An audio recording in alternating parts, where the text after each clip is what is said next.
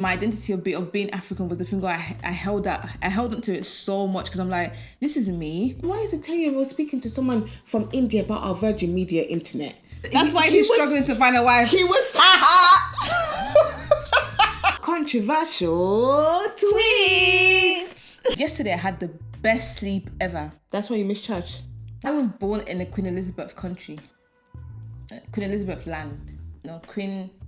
Hi guys, welcome to episode 21 of the First Girl podcast. I'm Jen. And I'm Favour. And what did we talk about this week, Favour? So we started off just having a chat and just literally talking about how our week has been, because we've honestly missed you guys so much. Like, yes, we have. It feels like a long time, but yeah. So we just had a quick rundown of how we've been feeling, what we've been doing. And then we went into our experiences about being immigrant children of the England of Britain. The land of the Queen, man. The Queen of the land. Honestly, it's been difficult. And then we went into a tweet that I came across this morning about how this man expects a well-trained woman to be up in the morning at 8 a.m. cooking for him. But what do you bring to the table, sir? What do you bring? Gotta be heated. Gotta be heated. And then we just toned it down with a little nice quiz. Yeah, it lasted like 30 seconds. 30 seconds. It's all about the intentions. Yes. And then we had a chat about Love Island as usual. And at the end, we had a nice, lovely message to tie everything together. But we hope that you guys enjoyed this episode. We've definitely missed you. Hopefully, the vibes of this episode makes up for the fact that we ran away from you guys. Like, literally. Yeah. Guys, welcome. Yay. Can't stand those people. Oh, like, I really can't. Wait, no, actually, let's do it. Let's act it out. No, put for a chat. Say it then. Okay. Start from the beginning. So I'm walking now. Okay. Yeah, Favour, can I pull you for a chat? Where do you want to go? Yeah, of course. Where do you want to go? Can you just go to terrace? The terrace, all right. Yeah, man, like, I've just been thinking about it, like, I feel like we have good chat. Like, every single time we talk, I just, like, you know what I mean? I get all giddy and stuff. Like, where's your head at? But where's your head at? I feel like my head at is in the head at. Okay. Oh, fantastic. My head is in the head. Okay, so, like, what you saying then? Do you want to sleep in the same bed as me tonight? Yeah, I don't mind. Yeah, should we snog? Mind. It's a bit much. That's what they do, Favour. It's a bit much. They snog. Straight away, I'm feeling you, they snog. And then you have to do confession in the beach hut. I'm really, honestly, I'm feeling the vibe. I feel like we're on the same, it's just going so smooth. Like, our mindset is just so smooth. It's just like, we just understand each other. And if I'm being honest, no one can really turn my head. Anyone that comes in here, no one can turn my head. I'm just focused. I mean, it's still early days, isn't it? But I think she's fit. I really fancy her. Like, the snog, oh man, the song is good. I can't wait to get in bed with her. Dun, dun, dun, dun, dun. What's the song? Dun, dun, dun, dun, dun, dun, dun. All right, let's start. That is so cringe. It is. I'm going to deny this. If anyone said they saw me, I said that I never did that nonsense. I swear that. Living out our Love Island fantasies. I was literally denying. I saw one on TikTok. It was so funny. They were like acting it out in real life. And I'm like, it just makes us realize how stupid but like how mad. Dumb the show is. Like, it's actually mad. The way they talk is not realistic. You wouldn't do that on the outside. Where's your head at? My head is on my neck. Hi guys! We're back! Happy birthday to you. What? Happy birthday? Yeah, we're celebrating. Whose birthday is it? Venus. You're gonna drag her into this. No, but we're back, guys. We're back. It feels like it's been a minute. It has. A few years. It has. It does feel like a long time. Honestly, yeah. I've grown. I've changed. I'm a new woman. Yeah. I got new hair. You have new hair. We both got new hair. Oh, you guys haven't seen me with this. Oh, yeah. Yeah. I just feel like I'm a new woman and I'm excited. I came back refreshed. A lot of energy. Yeah. I've slept well. I've been sleeping. Yesterday I had the best sleep ever. That's why you missed church. No, I slept again after. After that sleep, I slept again. Terrible. I woke up late for work. Oh, did you? Yeah. What time did you start? 9 o'clock. Favour. But I woke up at 9:30. But It's a bit chilled. Yeah, but it's online, isn't it? So and it's unlike the other one. No one's like monitoring you to see if you're. I'm like, yo, I could not do anything like today. I didn't do anything. And how would they know? It's actually scaring me. How will they know? But yeah, honestly, I slept really well. I'm really happy today. I'm happy. Yeah, let's talk about what we've been up to the past. How many weeks we've disappeared? You can start with yours because I have a lot to say. Do you? Really? Yeah. I haven't. The only places I've been is church and work and my house. That's it. Yeah, but you've been doing a lot in church though. No, I haven't. You can't downplay it. This girl's been in there scraping, carrying, painting. No, you can. It's you, man. It's your story. I'm not saying nothing. You're talking like you were there. Yeah, but you were there once. I can feel. You know what? I take everything back. She didn't jack over there, man. No. She was there staring into space. Do you know how much muscle I have after doing chuku? Bro, there's a lot of work that's been happening at church, but I'm not complaining, you know. I feel like it's good. It's productive. I'm doing something with my time. And I like being at church. It's a very comforting, even though it's not like service, but it's a very comforting just place to be. So I know you like do. it, yeah. I feel like this is literally you. You're I'm like a church girl it's now. not church girl. It's more like you like being busy. Yeah. I don't like being busy, but unfortunately that busy It just comes to me. I can't help it. I actually genuinely don't like being busy, but you do. You like to be like active and doing things, and I'm opposite. And I'll No, it's sit true, there. because there was a day where I was literally asking people, do you need help? Do you Yeah. need help? Do you need help? So this is like perfect for you, like, because you can get involved, hands on. I'm the opposite, man. Nah. I only did the hands on thing just for the sake of doing it, innit? But yeah, that's literally been my past 3 weeks. Just going to church, going to work, and being at home. Yeah. There's not really much updates in my life, to be fair. Okay. Well, first of all, I took on the challenge to renovate my room. And that was hell. Oh. Because honestly, you know when you don't know how much stuff you have? Yeah. Honestly, I was angry at myself. And including Ruby stuff as well? Yeah, but Ruby did her stuff though. Yeah. It's like, why did we have so much? Because obviously, after the years, you found ways to hide things here and there. Yeah. And you forget you've hidden that thing that you kept there. Yeah. It was just so much, like, trying to get everything out. Because obviously, you had to get everything out to do the stuff in the room. And it was a lot. Like, I have a lot of bruises. I'm show you my bruises. Look, there, cut there. Oh, no. She's damaged goods, guys. You can't tame her anymore. Huh? Carry on. What? Carry on. Anyways, so I've been actually hands-on, even though I hate it. Carrying stuff, doing this, painting, setting up the wardrobe, just doing a lot. And then on top of that, I've had a few trips in between. What do you mean few trips? My last trip was in London. We went to London for like the festival thing. But yeah, it's been good though. I've had an amazing week. And your big transition in life? Oh, I have a 9 to 5. Yay! But I'm still doing business. So it's not. I don't know if it's a no, because most people will be like, I have a 9 to 5, that they're going into the transition of they have their side business, but you had your business and now you're going into 9 to 5. Because I genuinely thought I actually have more time. Well, not more time, but I had some time to do something else, and like I might as well pick it up. Because I don't know if you guys know, but I've probably mentioned it before on this podcast. My business is like online, so like I have time. I do meet clients here and there, but it's like I do have time to do something else. But anyways, now that I'm doing it, I'm like, is it worth it? Because honestly, it's a lot. But yeah, so that's that. I've got 9 to 5 too. Like I said, guys, I'm a new woman. She's a new woman. But something about you makes me feel like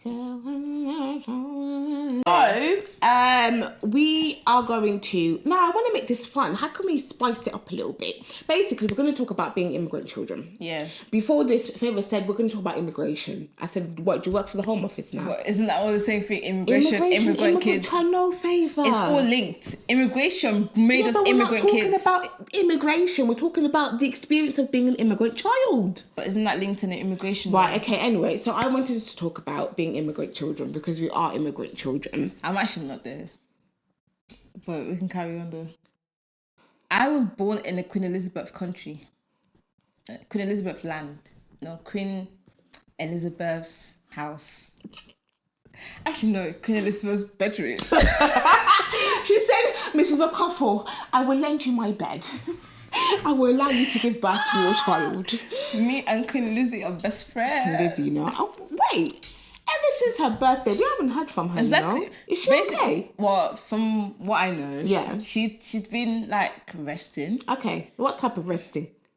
Old people resting. When you stop breathing, or you carry on breathing? She's still breathing. Okay, thank God. She hasn't got that much strength. Bless. So she needs to rest. Like she had that thing, you know that thing you have to wave around. She got the Jubilee. She got a bit tired. Do you remember that time? Yeah, it was a lot. So she couldn't carry on. Yeah, like, so bless her. she's really a bit. She's a bit tired. So yeah. We miss you, Lizzie. Come back to us.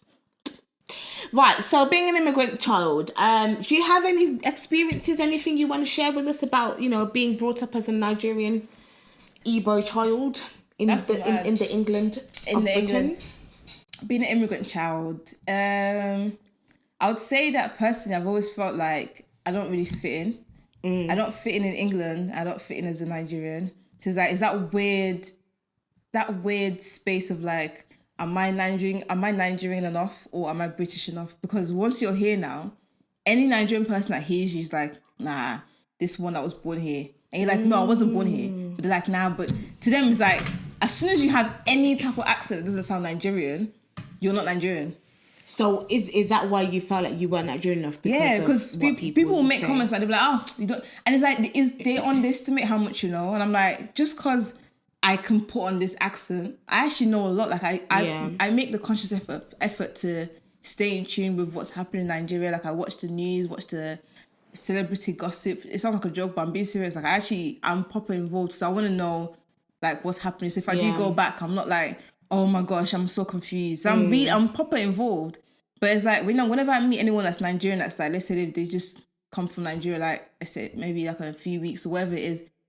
When I speak to them, they find it hard to believe that I know what's happening. When I do speak to them about what's happening in Nigeria, like, oh my gosh, how do you know? I'm like, yeah, because you keep up to it. Because I actually know, but it's like, it's that thing of never feeling like you're Nigerian. It's like, and I experienced it the most when I went to uni.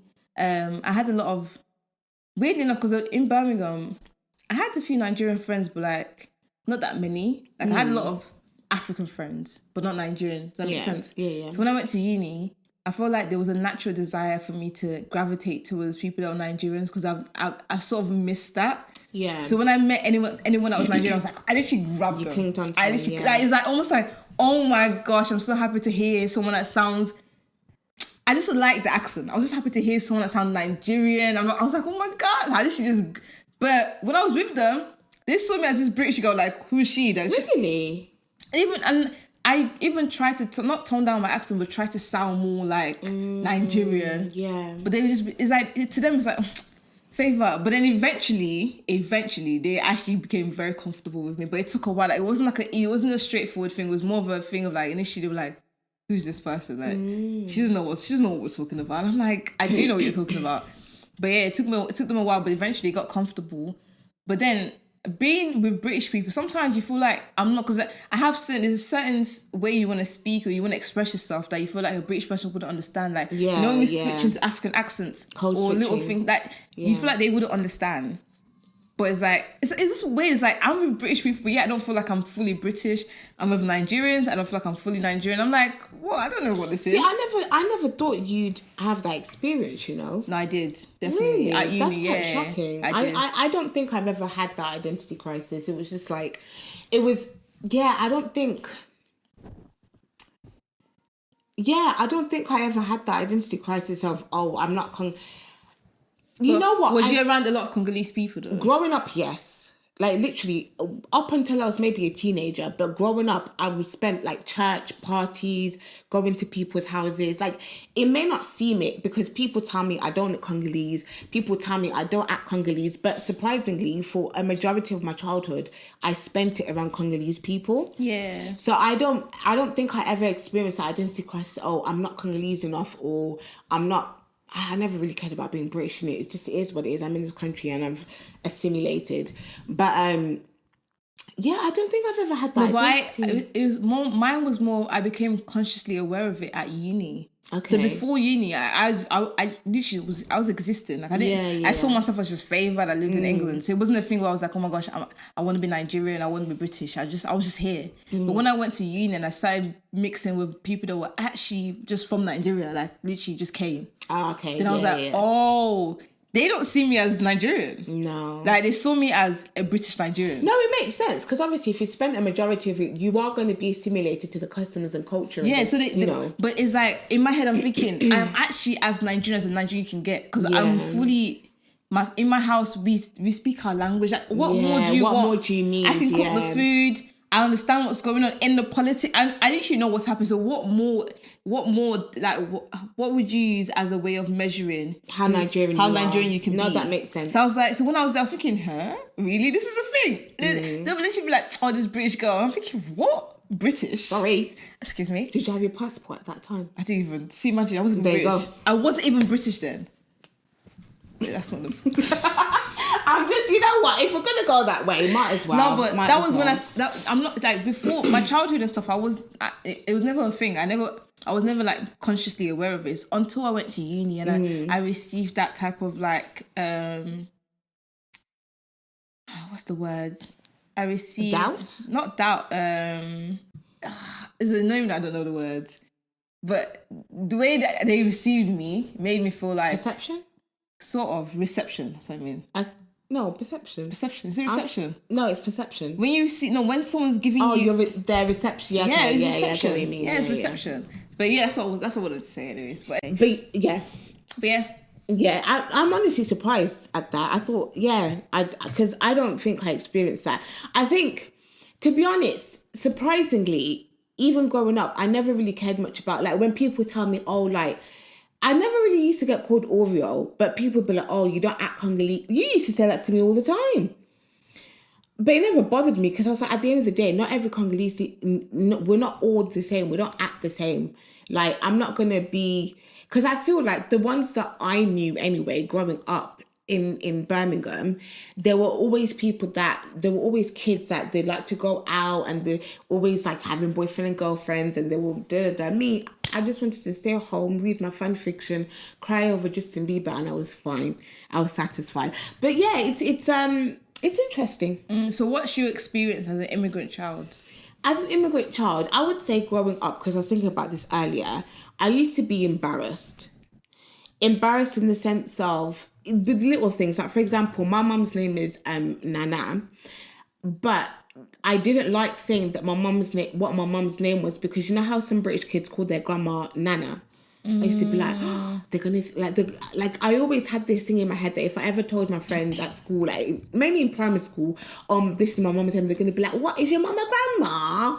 I don't know why, I just used to have that thing.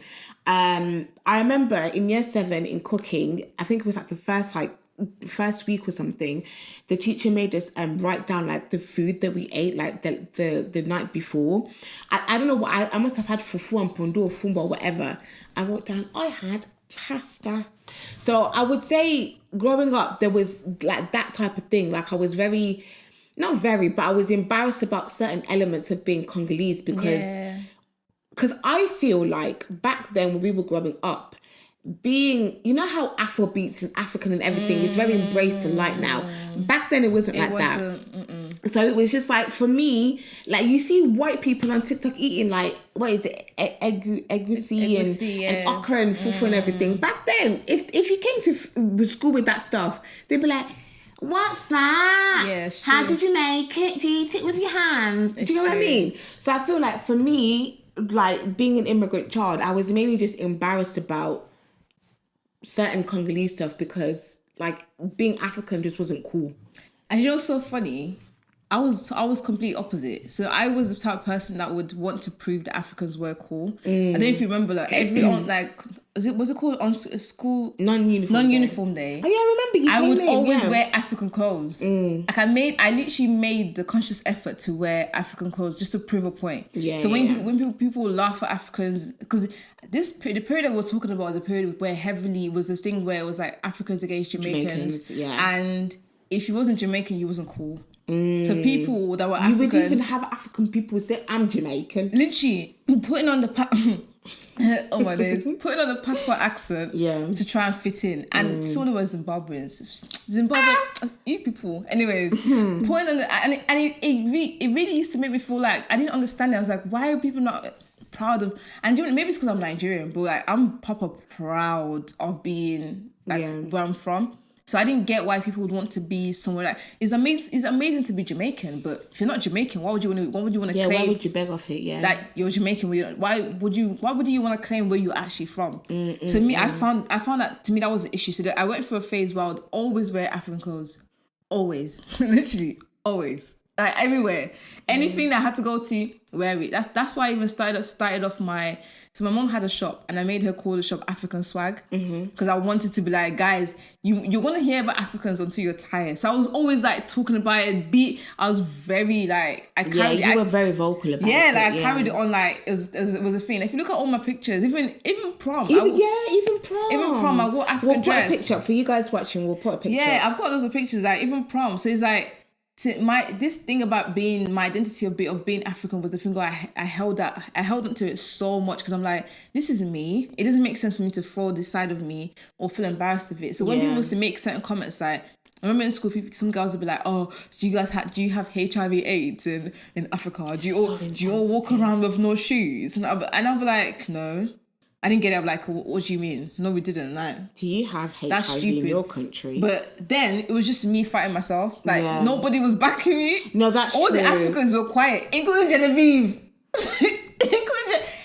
And I understand it because it's like, fair enough. No one wants to be a target. Fair enough. Like, that's why I never took it like I never made it a personal thing. It was more like I'm carrying on this battle, but I'm gonna keep fighting. Like I never wanted anyone to be like, oh, let me help Favor, let me defend. Yeah. Because I understood it. I knew that people were embarrassed of it, and I'm like, it's what it is. I'm not, so I can stand for myself. I'm like, I'm not embarrassed, like literally. But yeah, like so that phase of like being proudly African. I was proud, man.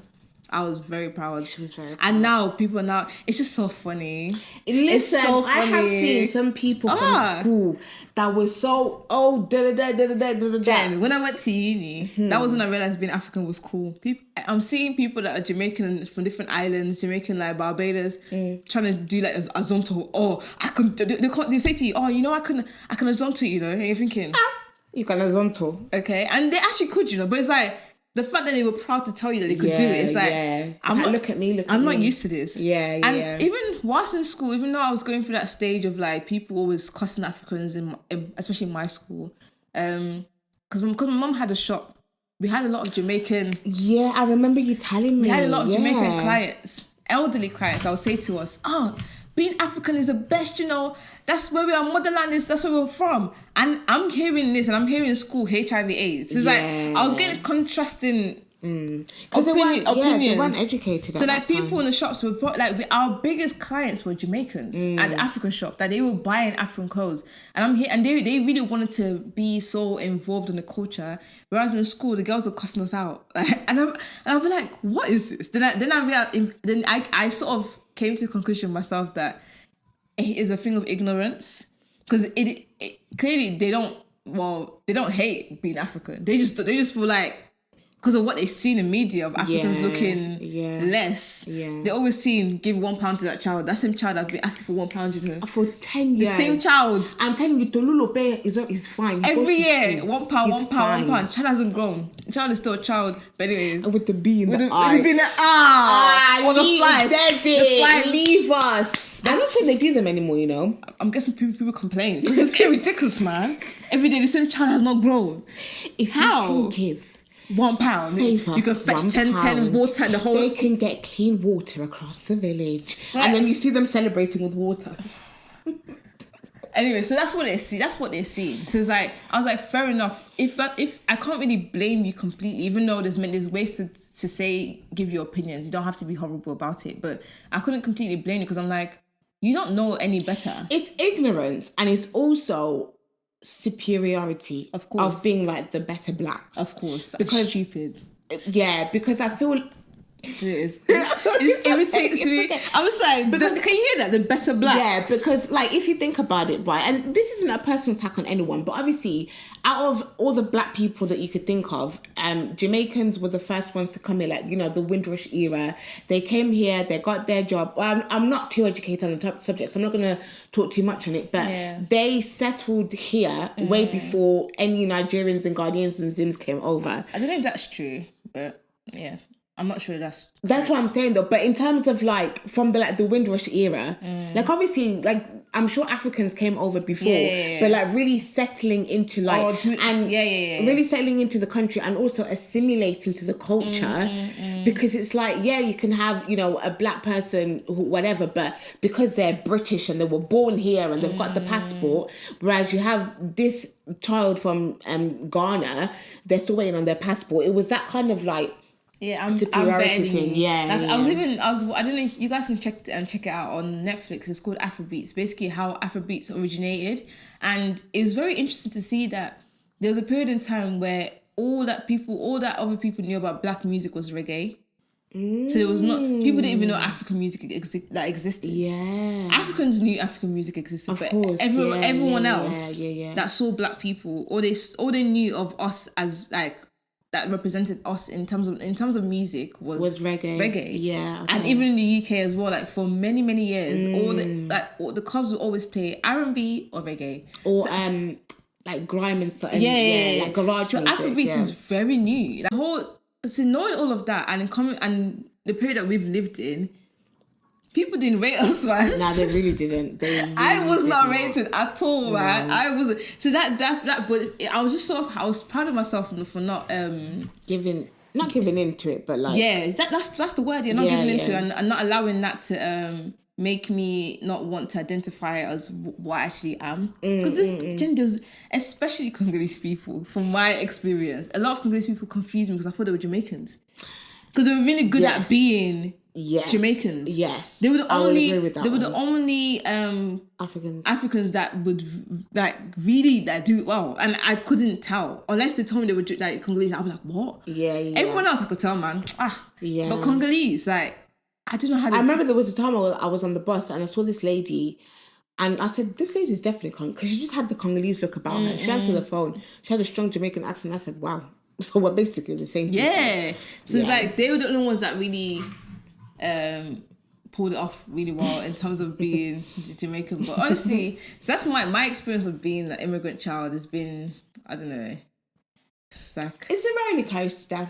There's a lot of things, man. Being an immigrant child is very, I don't know, it's a very interesting experience. It is. But it's funny how I noticed, do you know, one thing I noticed was a lot of immigrant kids were going through the same thing when no one was talking about it. Because I didn't know that, especially like things like not having legal stay in the country. Luckily, we didn't go through that. Like we went through, let's say we came within a year and we were lucky because we came as a family. But I know a lot of people that even up to now, like some of them don't have like full legal, like what is it? Remained leave stay, indefinite leave to stay. Yeah, that's the one. Little things like that, like, but it's a big issue. You know, some people have to renew their like immigration status, like renew their there's little things that people go through. But or you hear stories of people getting deported back. Like my auntie got deported back because she didn't have papers or whatever. Yeah. Or things like not being able to go to get the government funding to go to school, university. Like the student finance. If you don't have, some people don't have something that's required and they don't get. Wow. So they have to pay for it. Just little things like paying for your finance. So it's like you don't know what people, because everyone's. Because for some reason we all just came here. Everyone's like, everyone's all right. Everyone just assumes that we're good. Everyone's all right. But some people are really going through it. Like some people don't actually have legal stay. Like they can't actually get normal things that we get. Yeah. They have to pay for what they want. But as long as they work in the country, the government just leaves them. That's mad. But yeah, it's like immigrant kids. Mad. We go for a lot, you know. We go for a lot legally, emotionally, financially. Hey. Yeah. It's a lot. Mm-hmm. Having to, I just something I can say, but I don't think I can share it online. Wait. Actually, One thing I will say about my immigrant experience, and to be honest, it still happened, even happened today. I said, Mom, you need to fix up. Right. Having to call or do things on their behalf. Oh, okay. I didn't. You didn't do that. Like your mom didn't say something. Call Virgin British Gas. It's because you have to understand. Your mom speaks French. My mom actually speaks English. Imagine, I remember this clearly. I think when we first got our computer and we got the internet, I was on how old was I? 10 years old? Why is a 10-year-old speaking to someone from India about our Virgin Media internet? That's interesting. That's a different dynamic to me, because obviously it's still immigrant. We're still obviously both immigrants. Yeah. You're talking about being an immigrant child, that like language is actually like the barrier. Yeah. So, and you have to call like the hospital yourself, and that's so bad. Really bad. I didn't go for that. Are you an immigrant child? Do you want compensation? Contact First Girl Podcast for more details. Anyways. But yeah, I feel like, you know what? I feel like the amazing thing about being an immigrant child is that you learn to adapt, because it's like you're at home, you have the food, the language, the customs, the culture, the this and that. And then you come out, you know, you step outside your door, you go to school, you go to work, and it's just completely different. That was the point I was going to mention. So I was going to talk about the culture thing. So for example, England is very liberal. You have a lot of freedom to do a lot of stuff, and people there's not a lot of questions. It's more like, yeah, you're free to do what you want. Whereas at home, it's like there's rules, and there's a few things you have to respect. And there's also a few culture things that people outside might not understand. Like, so some people, for example, some immigrant kids, they have to get married off very early. I remember I was watching a documentary, and it's like some kids have to get married from 16, like, you're a woman. And the law doesn't accept that, but then I think the law is actually reduced now. I don't know what it is, but I know before some people get married really, really young, and no one is it's sort of like a hidden family secret. Nobody outside would know. So you see someone you're friends with as just a normal person, not knowing that this whole time she's married. They've been married, and they've been married off. Like, it's like little things like that. It's like you don't really know people, and immigrant kids is like a massive bracket of people, different situations, different stories. People are going for a lot of stuff, and we would never know. But yet we all look British. Yeah, it's mad. Like, all of us, we look British, but we're going for a lot, man. Welcome to our next segment where we talk about controversial tweets. That was sick.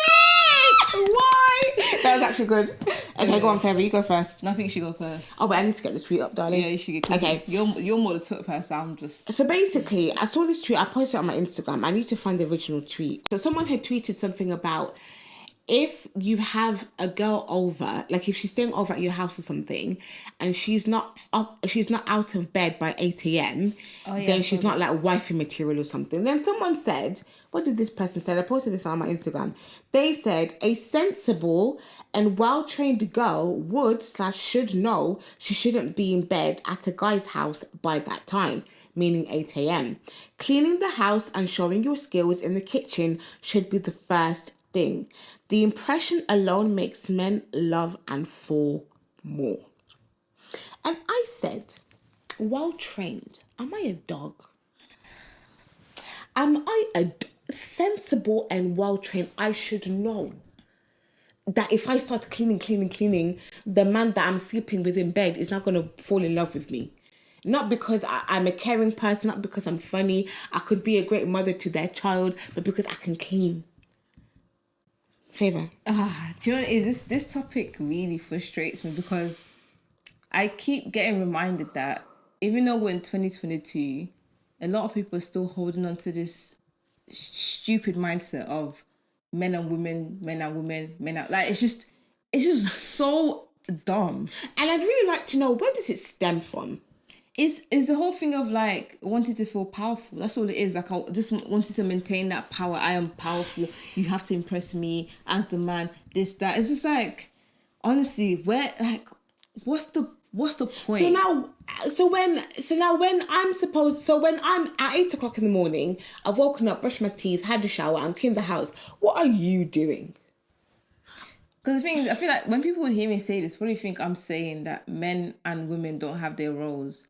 We do. Mm-hmm. The issue is when people pick and choose what role they want that benefits them. Yeah. So men will be like, I want a woman that can do this, wake up at 8 a.m, do this. But these men are not doing anything. Like, they're not providing enough. And it's funny how the people that speak the most about wanting what they want, don't do anything. They don't do anything. Because why is asking? Like, I know what I want. I don't need to announce to the world. When I see what I want, I go for it. Yeah. People that say I want, they do nothing. And it's all words. And if you think I want, what are you now doing to get the thing that you want?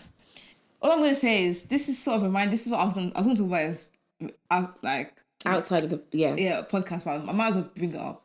Like, I went to the traditional festival event with my family, and then that was when I really, really realized that the Igbo culture is very heavily misogynistic, where like the men really have a lot of power. Like, I'll give you a very quick example. So, of course, you're going to have people approaching you, but there's one particular person he said to me, can you sit down?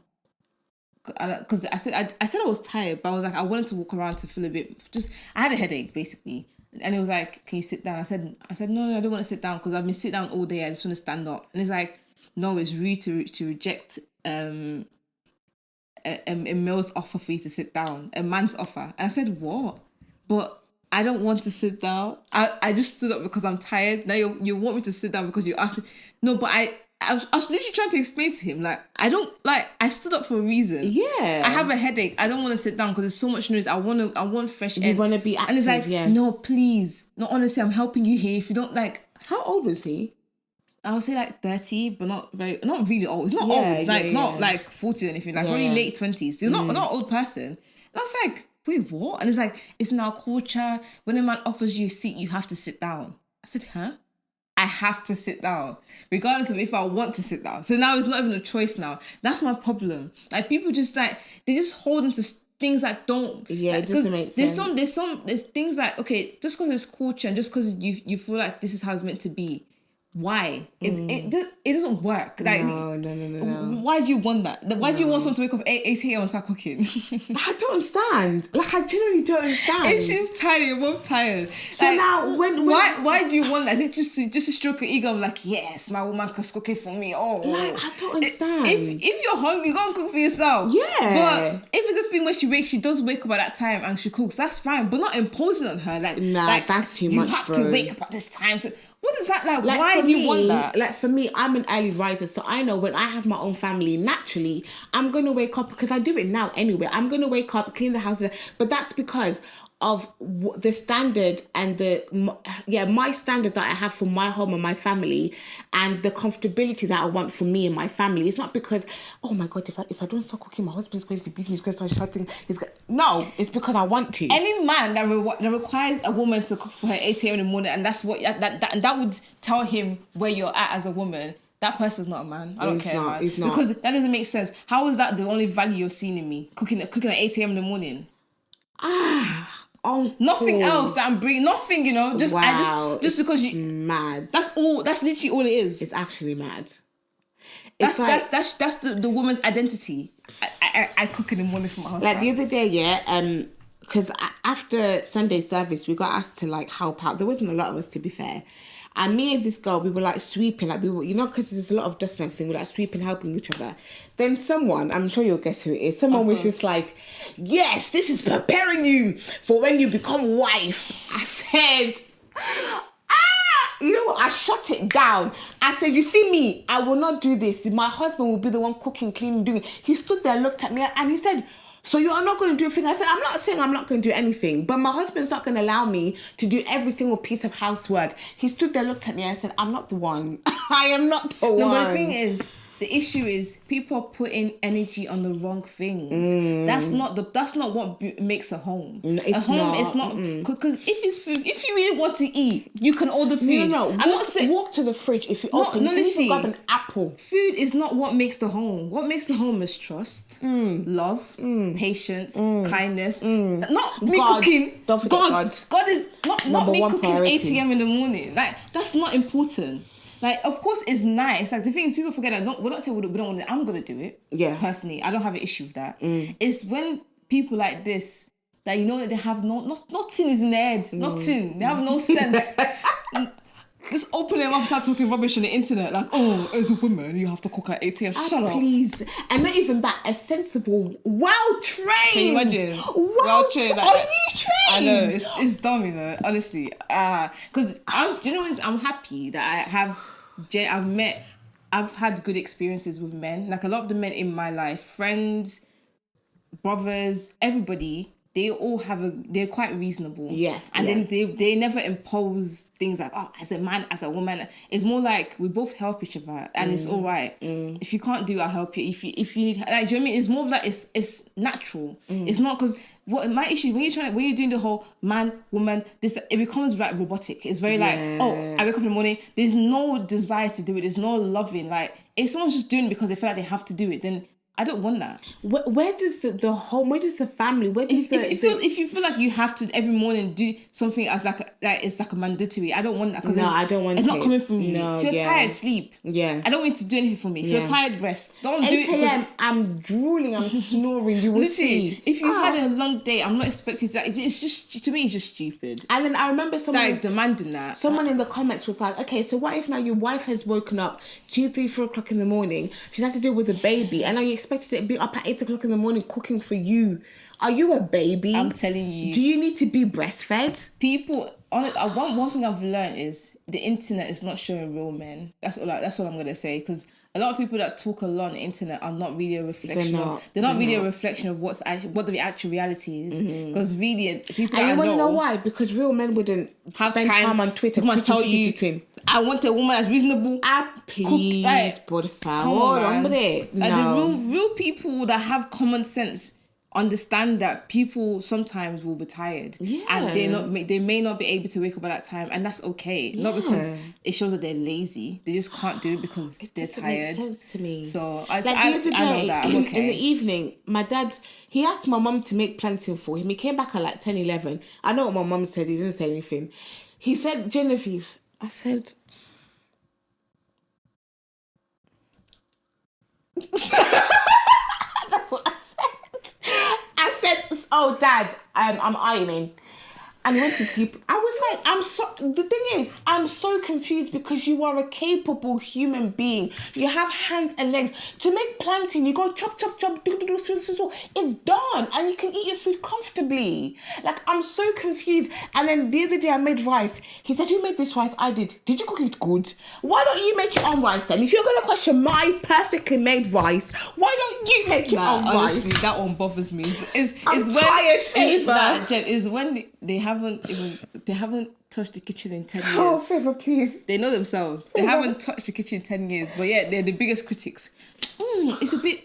I remember. It's a bit soft. It's a bit hard. Favour, I don't know if I said this once. I don't know if I said that on the podcast before. I remember one time, my dad was demanding my mum to make pondu. My mum made it. He came in the kitchen, said, it's not bad, but there's a bit of something because I think my mum was tired, or I don't know, when you're fed up, my mum got done. The pot. She went to the bin. She was about, but they said, no. I'm sorry. The pondu is good. I said, you deserve it. 100%. My mum was so close. I love that. She's like, you expect me to make food for you? I'm tired. I don't remember what it was, but she was tired. Now you come and criticize my food. The biggest critic are the ones that don't do nothing in the kitchen. The way I heard my dad scream, I said, look at you. Are you not ashamed? But honestly, no, I saw that tweet, and it just made me it's like, I keep having to remind myself that internet and real people are completely different. And I know that this is not something that God will bring to my life. Exactly. And I've met real people that are not like that. No. That don't have that mindset. So I don't care. It's actually scary, Yeah. It's very but I know scary. that I have met people with this mindset. Even especially our brother in church, the way you're talking about. Yeah. That's why he's struggling to find a wife. He was...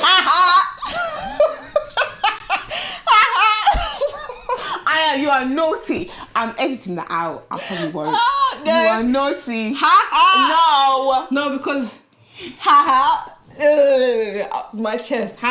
You guys come and ask me who it is. I won't tell you. I'm not telling you nothing. You know what it is? Yeah. Look with your eyes and listen with your ears. Yeah. Look around and source the person out yourself. I'm not telling you nothing. Because I feel like before I just used to listen to him talk. This is the first Nah, time it's he heard me irritating. retaliate. And the girl started laughing. I said, don't laugh. You need to show... Do you see this misogynistic mindset? He doesn't, you need to... He doesn't do it to me because I'm quick. Nah. I'm quick. Because I remember he looked at me like... I said, yes, I'm not the one. Yeah. I'm not the one. With your 1950s mindset. All right, okay. Okay, let's move on. Yeah, let's move on. Right, Love Island. Love Island. What do I say about Love Island? You know what? There's people that have come out of the villa and said, Indian Dammy, Indian Dammy. There's some people I've seen on Twitter say, oh, you know what? Dammy, Dammy, Dammy. I don't care. I still don't want that guy for India. Same. I don't care if people that come out say, yeah, India Dammy have a real connection. I don't care. I don't care if he's sweet talks. I don't care. From what he has shown, okay, I understand we only see 1 hour out of 24 hours. But what I have been shown is enough. And India, I know you wanted this, but you're still going... And you know what? I understand because I feel like at the end of the day, you spend in a very confined environment. You have to be around this person. You sleep in the same bed as this person. You can't... It's not like the outside world where someone moves magic, go, I can air them for a couple of days and I can completely ghost them. I understand why she's made for convenience, because realistically, bombshells that are going to come in after this are not going to be interested in her. So I understand. But if it was me, after the whole summer situation, and after movie night, I would be like, don't touch me. I don't want to, don't touch me. I think do you know what it is? You can't, it's hard to comment and be very objective because there's a lot of emotions involved, first 100%, yeah. And secondly, India does have a better connection with Dami. That's the only connection she has there. And for her to stay in the island, she needs to be with someone. So in that sense, I can't fault her. We can't do I want her to from stay this there, side. Get her bag and come out and leave the guy. Yeah, honestly, when they come he's out, not worth it. Yeah, I'll be okay with that. Like I wouldn't be like, oh my gosh, I want like. Do you remember Priscilla and Michael? I wanted them to last. But with Damia and India, I want them to last in the show, but I want them to when they get out. The thing is though, because people aren't happy with Dami, they're not. I don't even in the beginning before Castle and Moore, I thought they're gonna at least make it to the finals. I don't think they're gonna make it to the finals. Because Dami has literally dragged down that relationship. I know. I like Deji. I like him. I feel like we don't see enough of him. But I'm annoyed by that. Why did not show enough Deji? He needs more screen time. He's not in a couple, that's why. He needs more. And boy, that's mad. He's not in a couple, but he's still staying. It shows. The producers know that people like this guy. They do. You know what I like the most about him? He just gives me he reminds me of Ovi a little bit, because it's like this guy's just chilling. Yeah, he's just there. He said, "India, he left me. Look at what you're dealing with now." He's just vibe, and I love the his facial expressions. Oh, movie night, that was hilarious. So I don't even care if he gets a girl. I'm just like, just keep Deji there. Him, yeah. That's the only person I can be like, oh my god, I kind of like. So is Deji and Davide for me. You know what? With Davide, I'm a bit conflicted because he'll be like, with Ekinsu, he'll be like, oh, my Ekinsu. But then when sometimes when he's with the boys, I don't trust that. Guys, I don't trust that. No, listen. I like Davide, not as a person. Like, if he came out of the villa, I'd be like, I like him as a character. Okay, as a character. Like, his character is so funny. Yeah. But as a person, he's annoying. Like, yeah. He's like, how can you say, like, you've been holding back for 5 weeks now? Yeah, you gotta let it go. Yeah.